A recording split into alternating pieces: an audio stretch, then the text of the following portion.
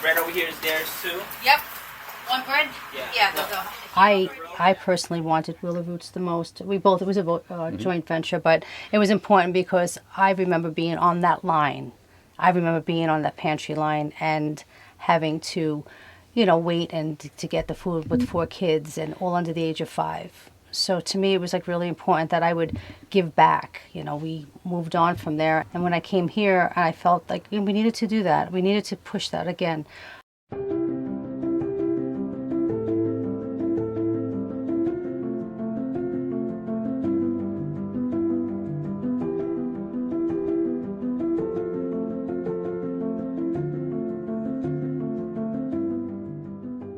Well, my name is Nelson Zayas. My full-time job is elementary school teacher for the Pine Plains Central School District. I'm the enrichment teacher for grades kindergarten through 5th grade. Then we have the Willow Roots, the nonprofit that we started 4 years ago. I'm Lisa Zayas. I am the president of Willow Roots. I am a full-time grandma and the wife of this amazing man who is definitely at my side for this adventure that we're on. Lisa was my first girlfriend. We both worked at Nathan's in Brooklyn. So we both were raised in the city, and then we moved upstate later. I think we both have always had a life of service. I started out as an EMT, a paramedic in New York City, and then became a PA. I switched careers at 40. All my doctor friends thought I was crazy. I took a humongous cut in pay, but I love what I do.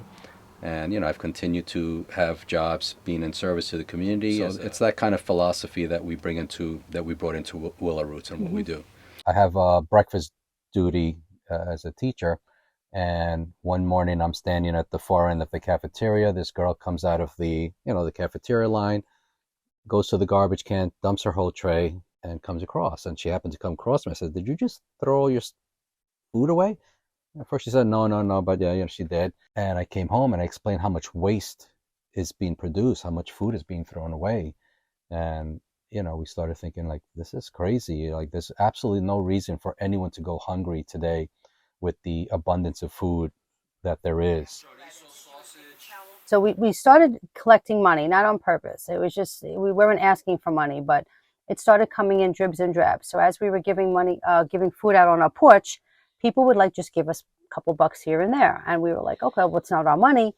Let's go buy some stuff to supplement the vegetables and fruits that we're getting. There was one point that we went to Aldi's. That's where we used to shop, and we would spend all the money. Anything got donated, we would buy.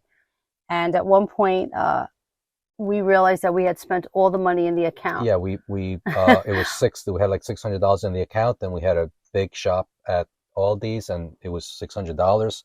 So we said, well, if we buy this, we're going to empty our account.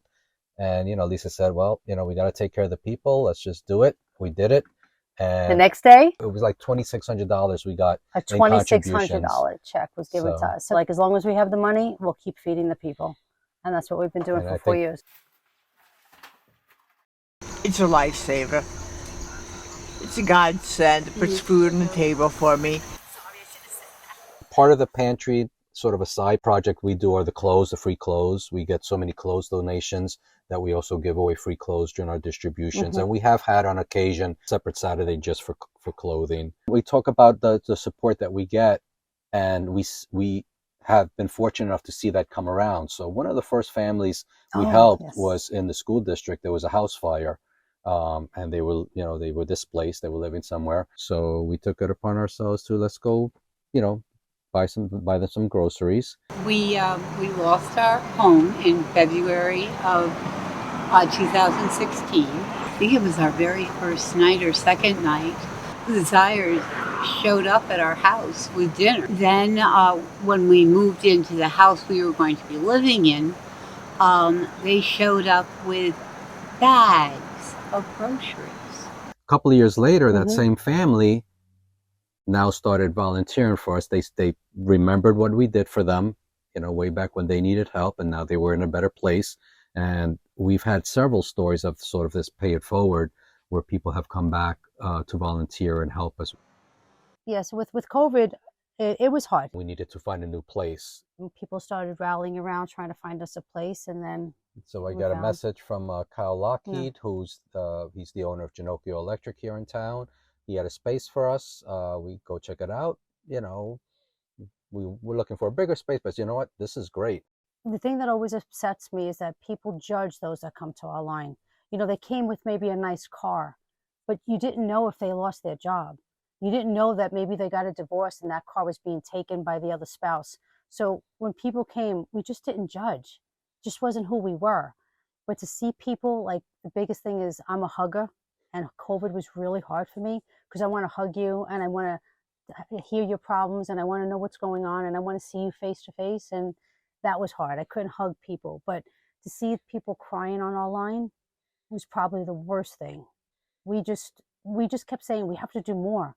We kept trying to get more stuff, more food, more toiletries. We were stocking our garage so high that literally there was no cars ever getting into our garage again until we finally got to Genocchio, which was again a blessing.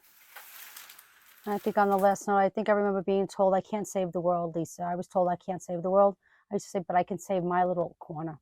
And that's all we're trying to do. Just save our corner and maybe be a light for other people to see. That's all we can do.